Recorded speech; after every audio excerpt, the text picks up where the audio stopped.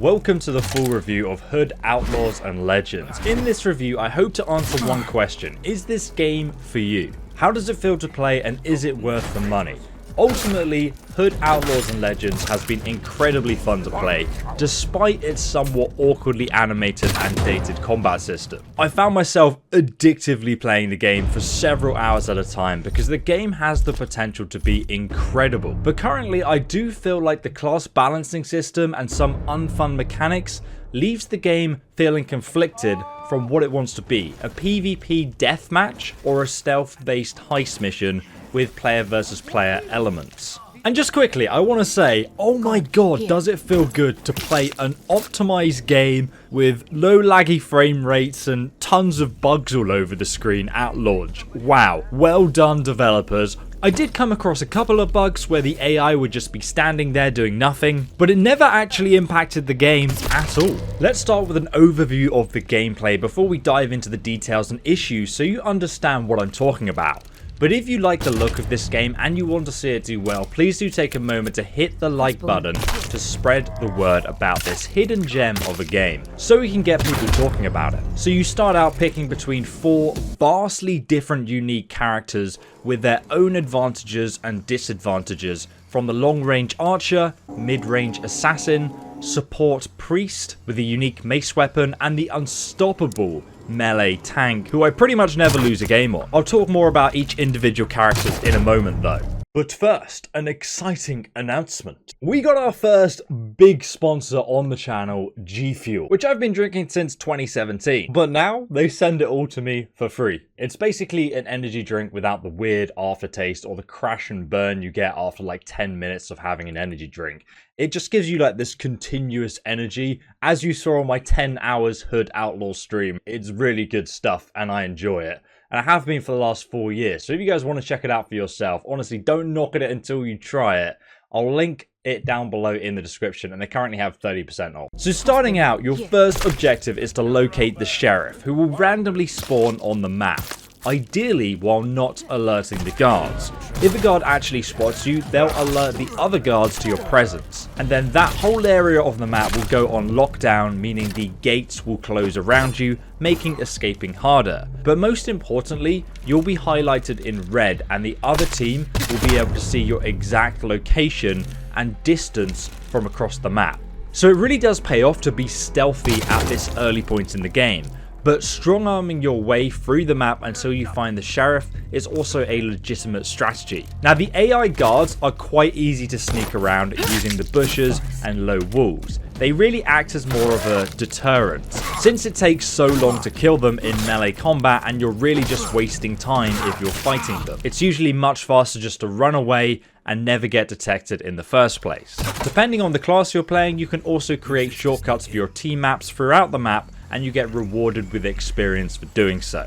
Now, after your team does locate the sheriff, who is an unkillable character who is also capable of instantly killing you in one shot, but he can only walk, well, you need to stealthily approach him and pickpocket the sheriff's key from him without him spotting you.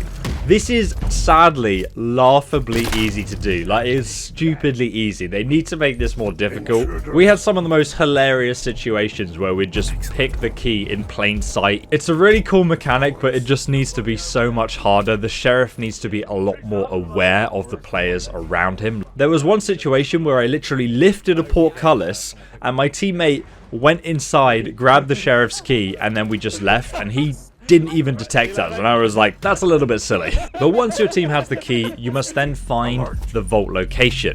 The game will tell you the rough area of the map where the vault is located, but then the vault will actually spawn in several potential different locations each time, making it very replayable, and sometimes we even spent a few minutes trying to locate the exact vault location, which is a lot of fun since the other team is hunting you down for the key at the same time. But some maps were a lot better designed than others in this regard. Also, while you're carrying the key, if the enemy team gets direct vision of you, they'll be able to see the key location. They'll also get notified when you actually obtain the key. So there's lots of other opportunities for the other team to steal that key from you. And once you do find the vault's location, you'll need to unlock it to retrieve the treasure chest within. The advantage of getting to the chest first is that you get to choose what extraction point you want to head with the treasure chest to. Now, if we take a look on the map, you can see every single map has 2 spawn points, one for you and one for the enemy team. These are fixed locations. Depending where the chest vault spawns on the map, one spawn point is going to have a massive advantage over the other spawn point on some of the maps. So it's always beneficial to your team to move the chest closest to the extraction point that is near your base. So when you get to actually extracting the chest, you can respawn at your base point and run over to the chest. There are other claimable spawn points on the map that you can capture, but they can also be reclaimed by the enemy team, so you'll always be at a disadvantage if you don't have an extraction point that's closer to your base. When you start to play against high level players, games will be won and lost based on where that extraction point is located. But let's pause for a second, because everything I've explained so far takes place within the first 10 to 25 minutes of the game. And it's really the funnest part of the game, in my opinion, where you actually feel like Robin Hood, a thief, stealing treasure in an incredibly stealthy PvP game. But sadly, the final objective of the game is what can really let Hood's Outlaws and Legends down. Let me explain it to you guys. You see, in Hood Outlaws, each time you're playing the game and doing an objective, stealthily killing an enemy or tagging one, you'll be leveling up your character by getting experience, which will unlock new perks that you can buy for gold. You can also use gold to buy purely cosmetic outfits and weapons. Purely cosmetic though. However, the final part of the game is where you must extract the chest out of the game to win and get all of the gold. Up to 2 players can use the winch at once, and melee characters are faster. The aim is to carry on winching the chest until the bar reaches the end, and then you win. Each point along the bar will reward that team with 100 gold. But whoever winches the chest to the very end will win the entire game, and a massive bonus of gold. So it's actually possible for you to winch the chest pretty much all of the way, and then if the other team comes and kills you, they can win the game and most of the gold. So the game is completely won or lost at this point. Since gold is the currency used to buy character perks and cosmetics, it feels really bad if you leave the game with nothing. And as soon as you load the chest onto the extraction point, the other team knows where you are on the map. At this point, the game is turned on its head and it becomes a player versus player deathmatch where each team is rushing at the extraction objective in a frenzy. It's like a whole different game. The first 20 minutes we spent on a calculated stealth mission, but now stealth is absolutely pointless. You just need to rush and control the extraction zone long enough while your team winches the chest out. Each time you die, you can respawn at your base, or one of the other spawn points you've captured on the map. It's also important to recapture these spawn points so you maintain control of the map, and the enemy has to run further across the map to get back to the extraction location. I really love that tactical element of play. This point of the game felt really tense, frustrating, and chaotic. I can't tell if I loved it or hated it. I think the biggest downside was that you could do all of the other objectives leading up to the chest extraction, but then have the other team just come in and steal the victory for themselves, because they would get all of the gold. The final stage really felt like King of the Hill, not really a stealth game. While yes, you could still use stealthy characters to assassinate the enemy players, stealth just wasn't as important as it was at the start of the game anymore, which is an interesting change of pace. So now we've covered the gameplay of Hood Outlaws and Legends, let's take a look at the classes. Some of the classes are simply much better than others. I know the game's just released, but it definitely has balance issues. But what I love is each class fulfills a role. Each has their own ultimate ability and it feels completely unique to play each class, which is amazing compared to games where everything just feels the same. For example, Robin the stealth archer has pretty pitiful melee damage, but his bow is insanely long range and allows for easy headshots across the map, which is so satisfying and very powerful. His ultimate is a nuke arrow that lets you destroy everything in a large radius. Each character also has 3 perk slots. For For example, Robin has a perk that lets him capture points faster and get more experience from stealth kills. He also has perks that have pros and cons. For example, increase the range and speed of his arrows, but they'll always break on impact, meaning you cannot recover arrows from enemies after killing them. And since you start the game with only 7 arrows, you quite often find yourself having to resupply from the chests scattered around the map. I felt like some perks were just clearly better than others, but with most characters, you could create a meaningful character build that reflects your playstyle. I would love to see more options added in the future though, like John being able to lift up gates faster, or Dodge taking less stamina, or making enemies stagger longer. As I said, some characters are simply better than others, and I personally found John was way too powerful. At the point when I started playing him myself, I just dominated the enemy team. Being able to knock back any ranged projectile meant nobody could touch me from range. Then in melee, John is so easy to play. You literally just sprint and then power attack the enemy, and it stuns everybody in a radius unless they dodge it. But even if they do, you just do it again. Then you can also parry enemy attacks as well, which staggers them and lets you get some free hits in.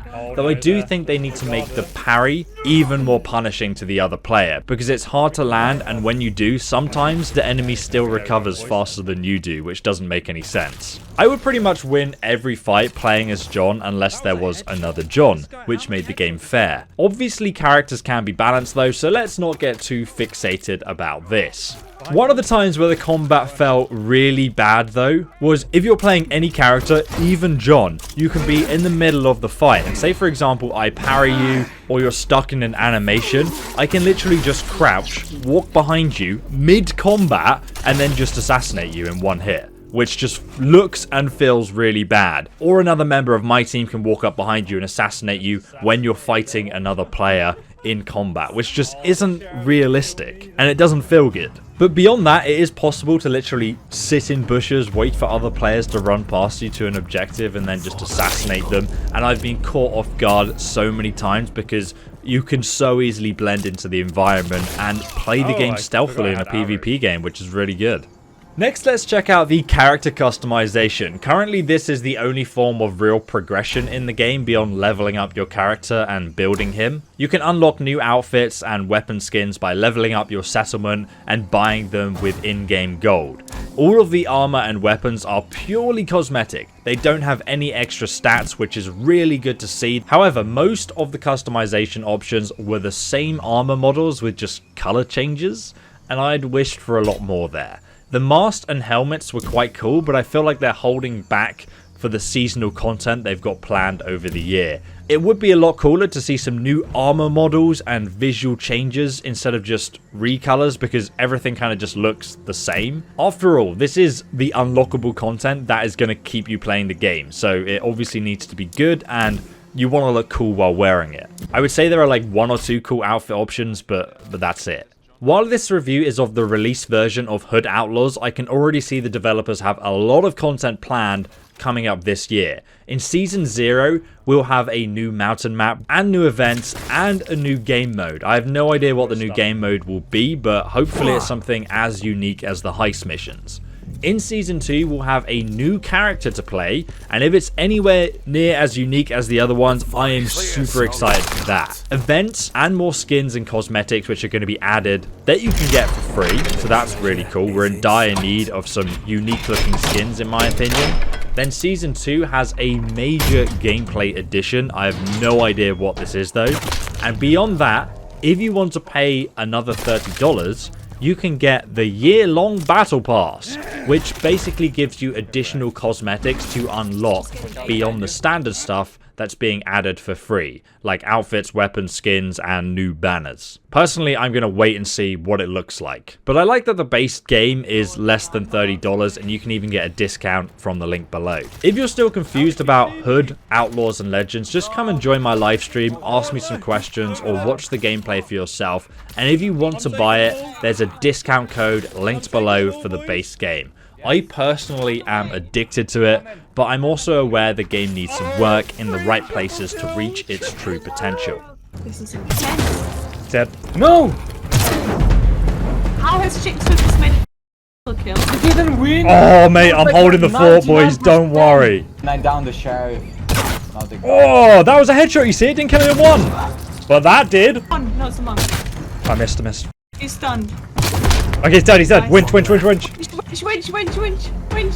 I'm backing. Only got 1 hour left, man. I'm so slow winching alone. John is helping Okay. me. That's ours. Come on. Yeah, let's go, boys. Yes! We won against That team was so much better. It's magic.